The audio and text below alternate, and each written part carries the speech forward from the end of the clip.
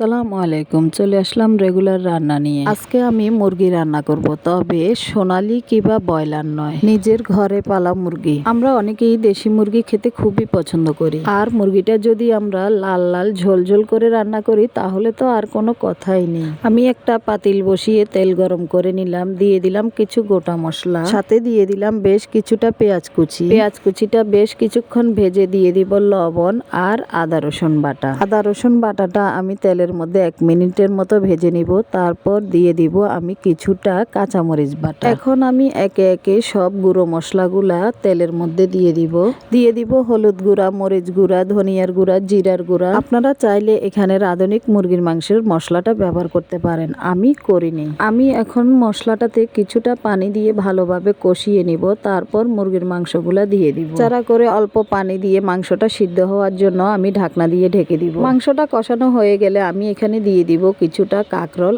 আর আলু। দেশি মুরগির মাংসের সাথে কাঁকরোলটা খুবই একটা পছন্দের খাবার আমার। অল্প কিছু পানি দিয়ে আমি ঢাকনা দিয়ে আবারও ঢেকে দিব সিদ্ধ হওয়ার জন্য। আমার সবগুলো উপকরণ সিদ্ধ হয়ে গিয়েছে। এখন আমি ঝোলের জন্য গরম পানি দিয়ে দিব। ঝোলটা আমার গাঢ় হয়ে এসেছে। দিয়ে দিব আমি ভেজে রাখা জিরের গুঁড়ি আর খানিকটা ধনিয়া পাতা দিয়ে আমি তরকারিটা নামিয়ে নিব। দেখেন আমার তরকারিটা কেমন লাল লাল ঝোল ঝোল হয়েছে। যদি ভিডিওটা ভালো লেগে থাকে লাইক কমেন্ট শেয়ার দিয়ে দিবেন। আল্লাহ হাফেজ।